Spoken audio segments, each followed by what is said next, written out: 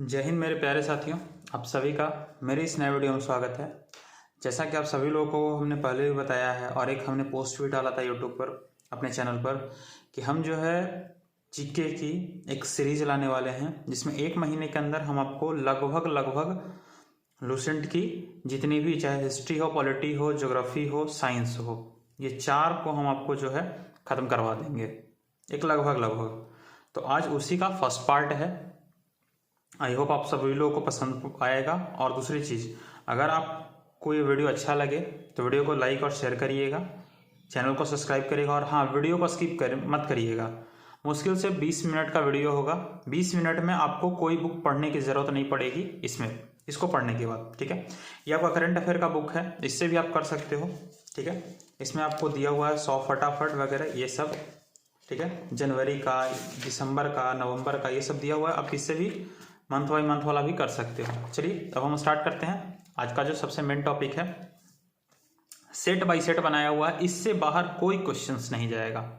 तो वीडियो को में बने हुए रहिए, लाइक और शेयर जरूर कर दीजिएगा। चलिए शुरू करते हैं। सबसे पहले सेट 1, भारत के प्राचीनतम इतिहास को जानने का कौन कौन सा स्रोत है, ठीक है। तो इसका 2 स्रोत है। पहला साहित्यिक स्रोत, दूसरा पुरातात्विक स्रोत। साहित्यिक स्रोत में 2 चीजें मायने रखती हैं, जैसे वैदिक, संस्कृत, पाली, प्राकृत और अन्य साहित्य में लिखा गया जो पुस्तक वगैरह उससे। फिर कुछ विदेशियों के द्वारा भी लिखा गया है, जैसे इतिसंग आया, मेगास्थनीज आया, उसके द्वारा भी लिखा गया है। दूसरी चीज पुरातात्विक स्रोत। तो पुरातात्विक स्रोत में पुराने सिक्के हो जाते हैं, उत्खनन हो जाता है, अभिलेख हो जाता है, जो भी पुराने अवशेष बचे हुए हैं उससे हमको इतिहास के बारे में पता चलता है। अब आते हैं दूसरा क्वेश्चन। राजतरंगिणी पुस्तक के लेखक कौन है? तो कल्हन है। पृथ्वीराज रासो पुस्तक के लेखक कौन है? तो चंद्रबरदई है। राजतरंगिणी पुस्तक के लेखक कौन है? कल्हन। पृथ्वीराज रासो पुस्तक के लेखक कौन है? चंद्रबरदई। हर्षचरित्र पुस्तक के लेखक कौन है? हर्षचरित्र पुस्तक के लेखक कौन है? वानभट्ट। इसमें थोड़ा सा लिखावट में हम मान सकते हैं कि गलत होगा कहीं कहीं, पर उसको नहीं, आप जीके को पकड़िएगा। मुद्रा राक्षस पुस्तक के लेखक कौन है? तो विशाख दत्त। मुद्रा राक्षस पुस्तक के लेखक कौन है? विशाख दत्त। उसके बाद अर्थशास्त्र पुस्तक के लेखक कौन है? तो चाणक्य। चाणक्य को और भी कौटिल्य भी कहा जाता है, विष्णुगुप्त भी कहा जाता है। ये चंद्रगुप्त मौर्य के साथ में थे। स्वप्न सुवधता पुस्तक के लेखक कौन है? तो भास हैं। स्वप्न वासवदता पुस्तक के लेखक कौन है? तो भास हैं। गाथा सप्तशती के लेखक कौन है? तो हाल हैं। गाथा सप्तशती पुस्तक के लेखक हाल हैं। मत विलास प्रहसन के लेखक कौन है? मत विलास प्रहसन के लेखक है महेंद्र वर्मन। कौन है? महेंद्र वर्मन। ये किस वंश के शासक थे? तो ये पल्लव वंश के शासक थे। किस वंश के शासक थे? ये पल्लव वंश के शासक थे। उसके बाद है रत्नावली, प्रियदर्शिका एवं नागानंद पुस्तक के लेखक कौन है? तो इसके लेखक है हर्षवर्धन। इसके लेखक कौन है? हर्षवर्धन। उसके बाद है अष्टाध्यायी पुस्तक के लेखक कौन है? तो अष्टाध्यायी पुस्तक के लेखक पाणिनि है। महाभाष्य पुस्तक के लेखक कौन है? तो महाभाष्य पुस्तक के लेखक आपको पतंजलि हो जाएंगे।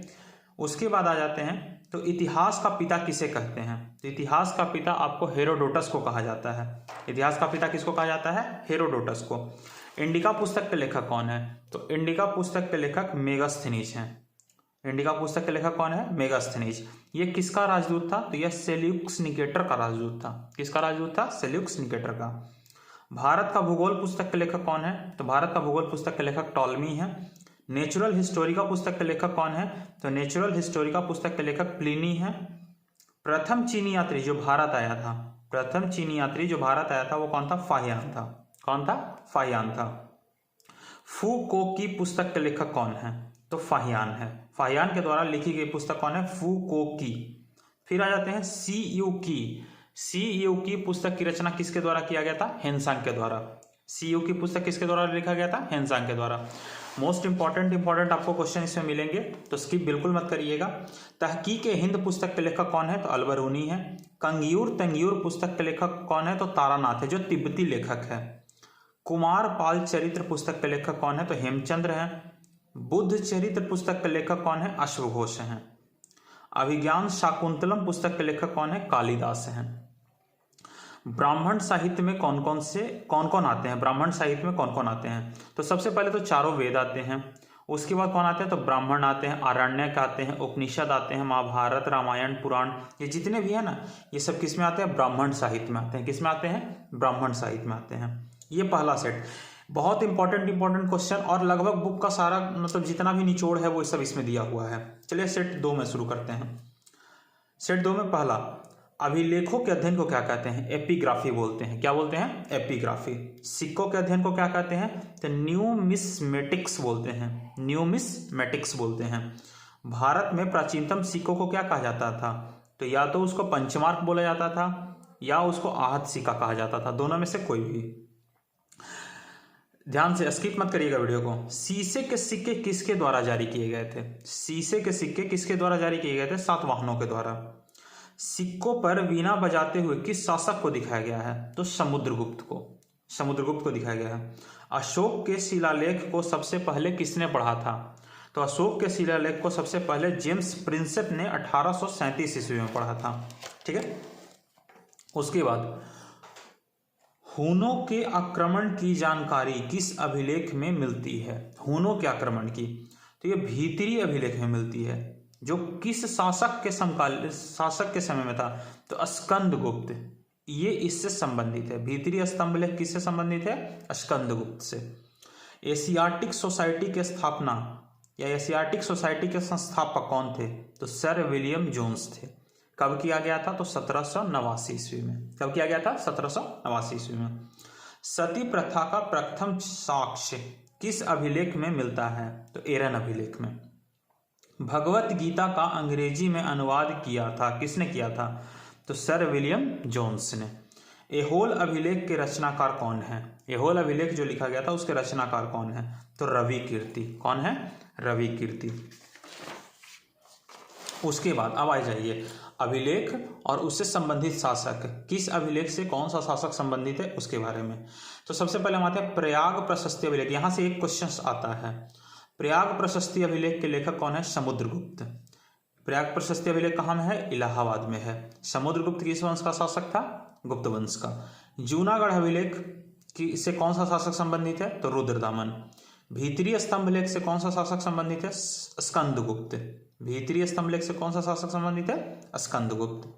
हाथी गुम्फा अभिलेख, इससे कौन सा शासक संबंधित है, तो कलिंग नरेश खारवेल।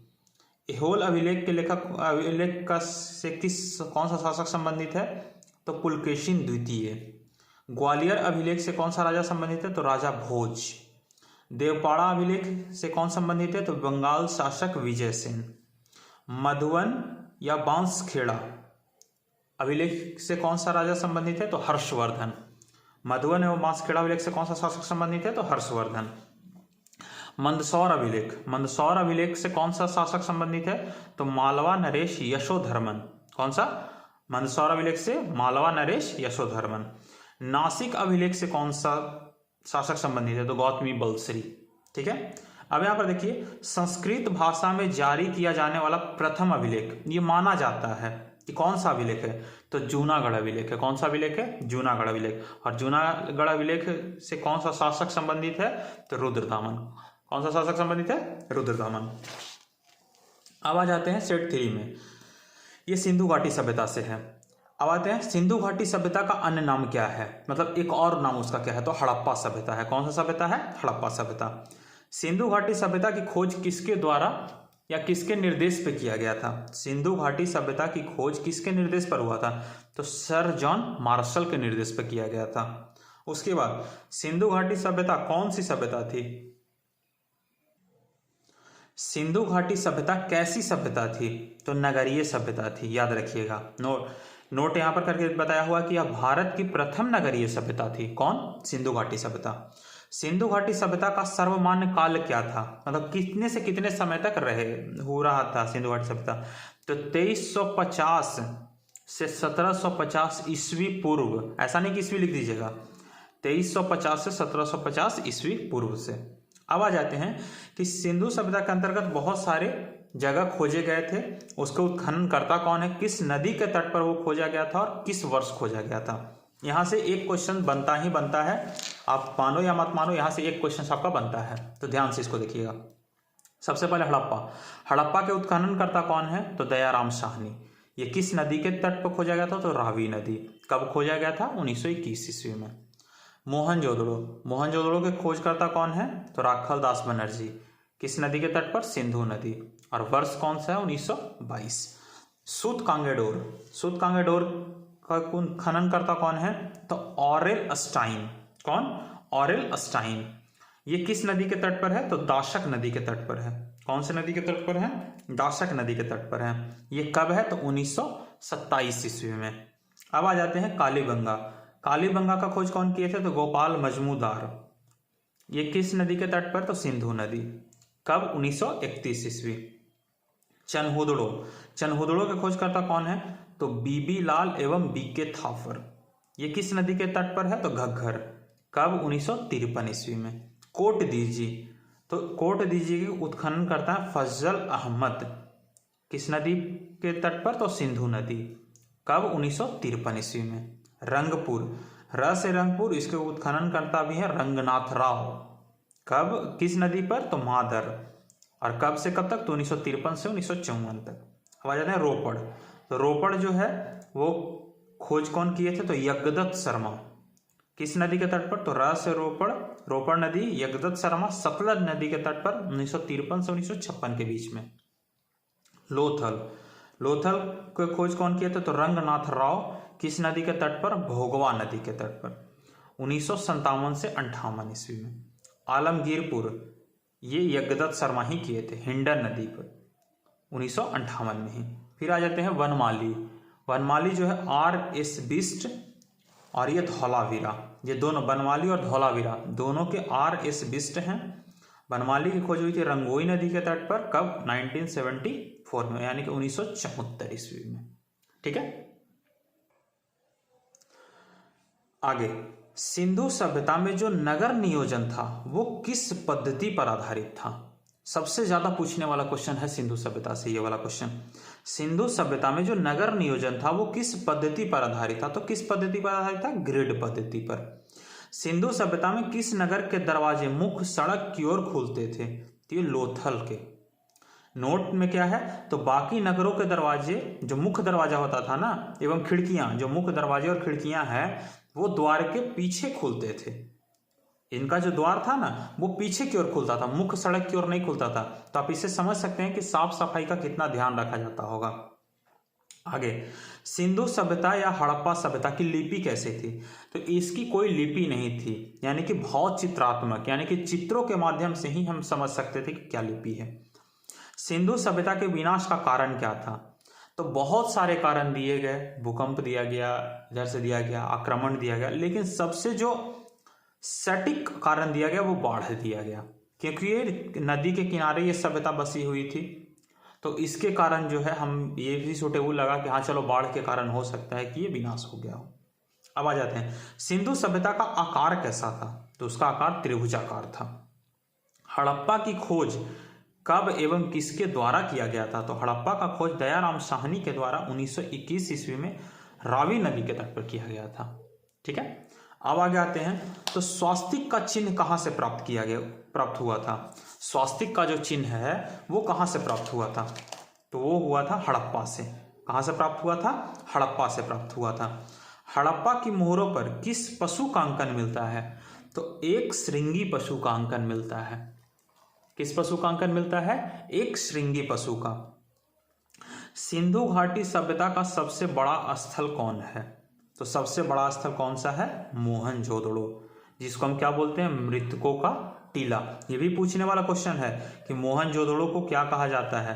तो मृतकों का टीला कहा जाता है। या मृतकों का टीला किसको कहा जाता है? तो मोहनजोदड़ो को कहा जाता है। मोहनजोदड़ो की मोहरों पर किस किस पशु का अंकन मिलता है? तो मोहनजोदड़ो की जितनी भी मोहरें हैं उस पर हमें बाघ, हाथी, गैंडा, भैंसा, हिरन, कुबड़ वाले बैल, इन सब पशु का अंकन मिलता है। आगे पीछे ये तरीके से ये भी पूछता है। इसमें आपसे पूछेगा कौन सा पशु का अंकन नहीं मिलता है। उसमें से 3 ऑप्शन देगा, चौथा ऑप्शन नहीं वाला दे देगा। तो कौन कौन पशु मिलता है? हाथी, बाघ, गैंडा, भैंसा, हिरन एवं कुबड़ वाले बैल। आगे आते हैं, कालीबंगा का अर्थ क्या होता है? यह भी बहुत फेमस क्वेश्चन है। इसका अर्थ होता है कालीबंगा का काले रंग की चूड़ियां। क्या अर्थ होता है? काले रंग की चूड़ियां। जूते हुए खेत का साक्ष्य कहाँ से प्राप्त हुआ है? तो कहाँ से प्राप्त हुआ है? कालीबंगा से।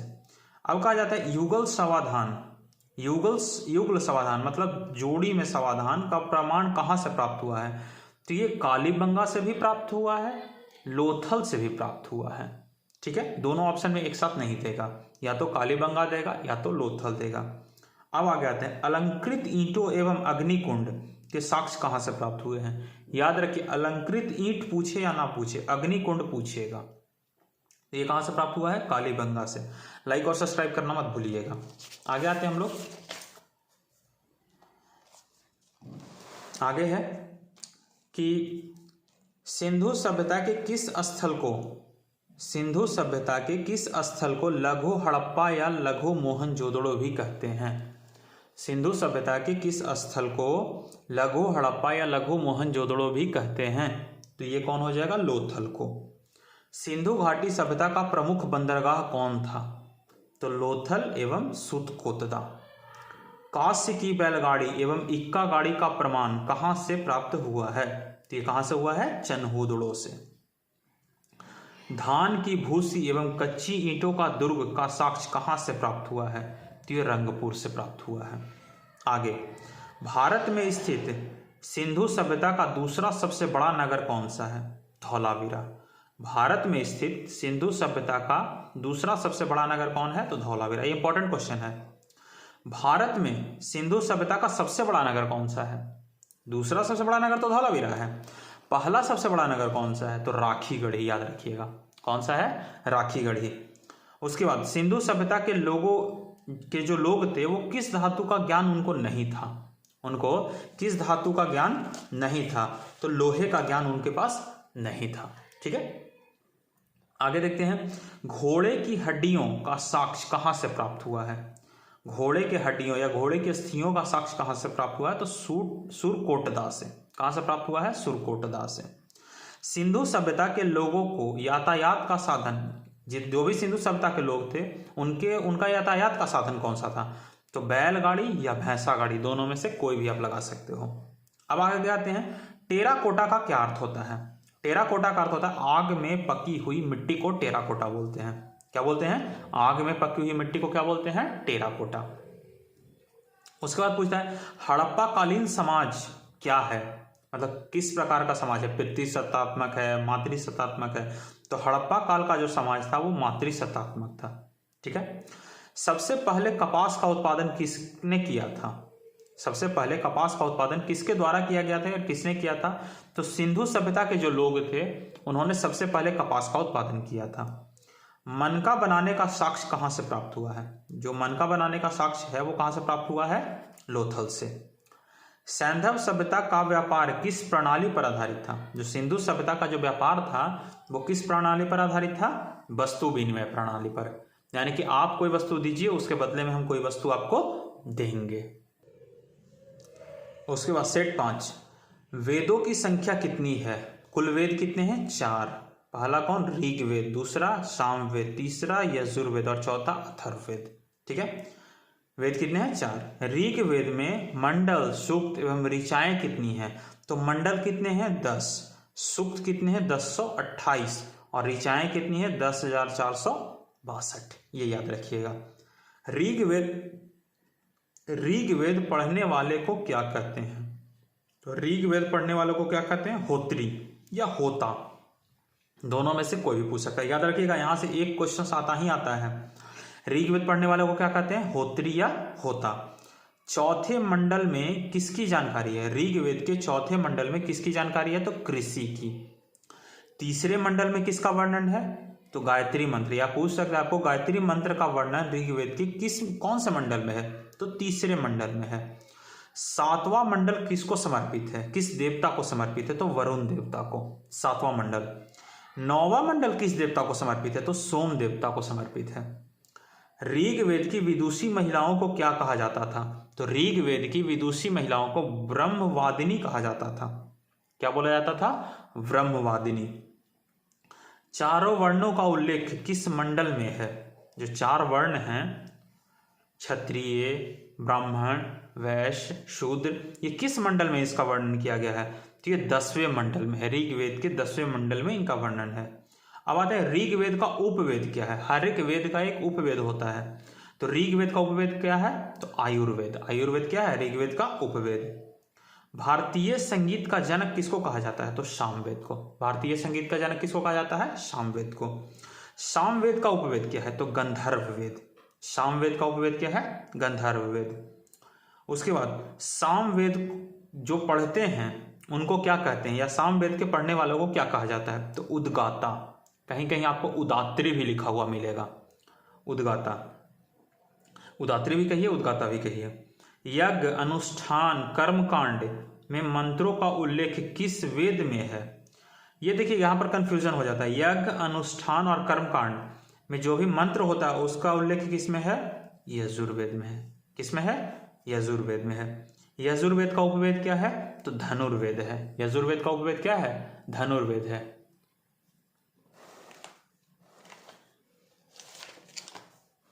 सॉरी, नहीं दिख रहा होगा।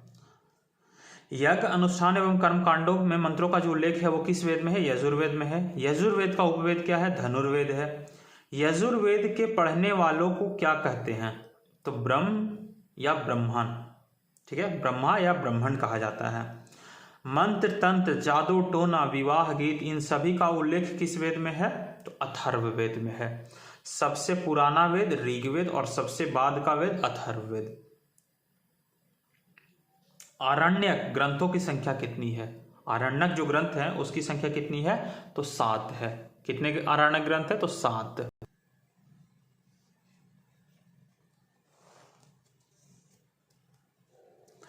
उपनिषदों की कुल संख्या कितनी है? तो कुल 108 उपनिषद हैं।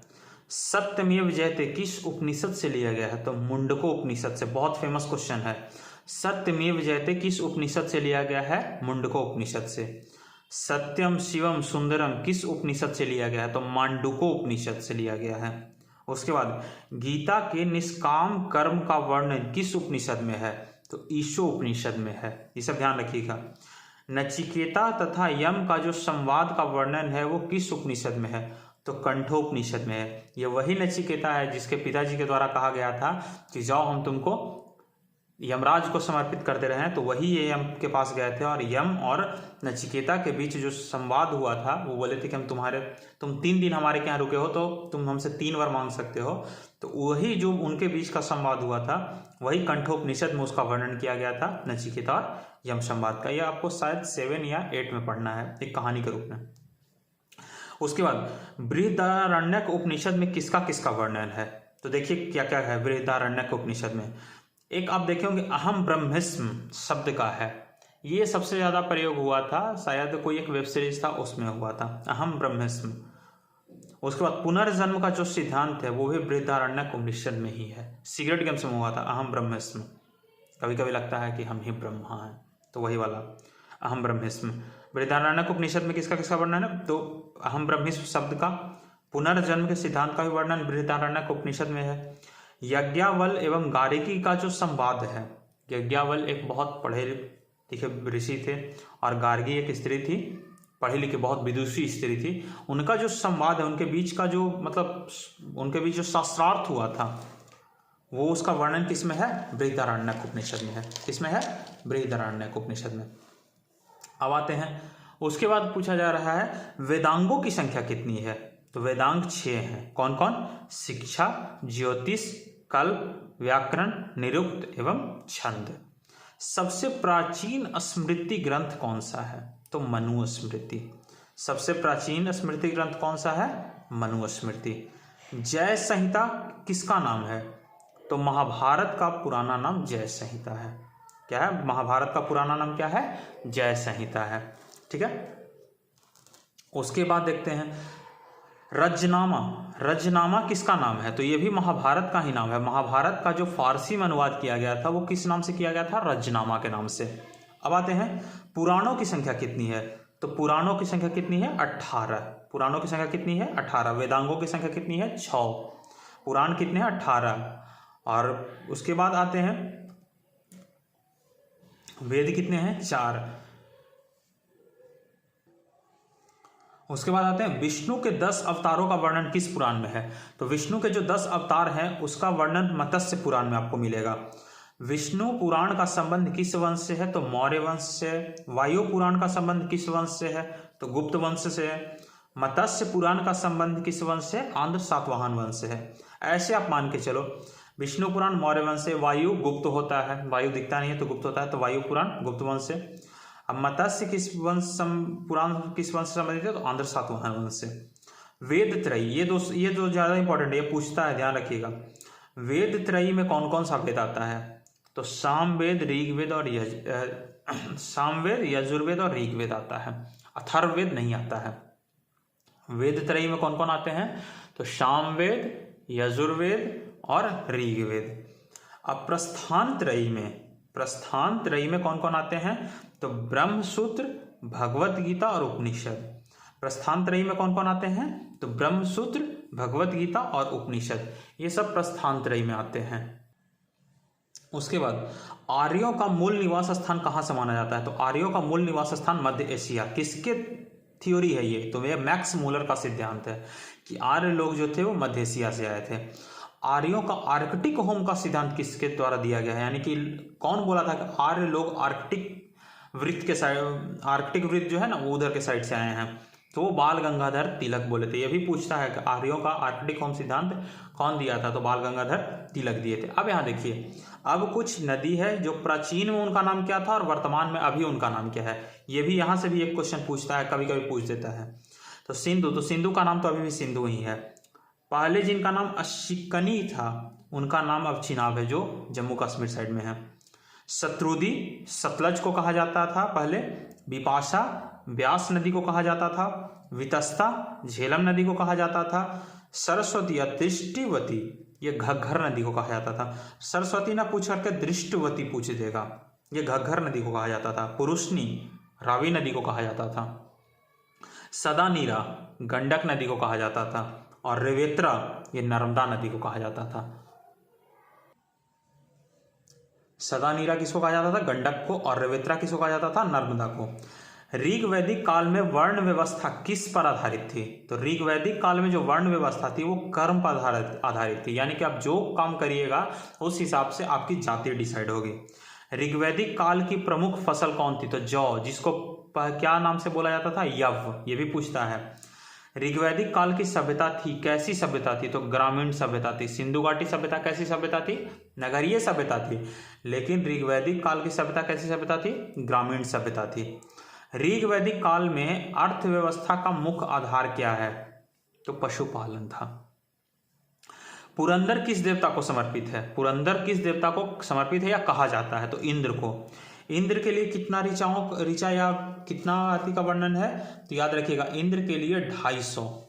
इंद्र के लिए कितना का वर्णन है, तो इंद्र के लिए 250 ऋचाओं का वर्णन है। मानव एवं देवताओं के बीच मध्यस्थता का कार्य किस देवता के द्वारा किया जाता था, तो ये अग्नि देवता के द्वारा किया जाता था। और इनके लिए कितनी ऋचाओं का वर्णन है, 200। कितनी है, 200।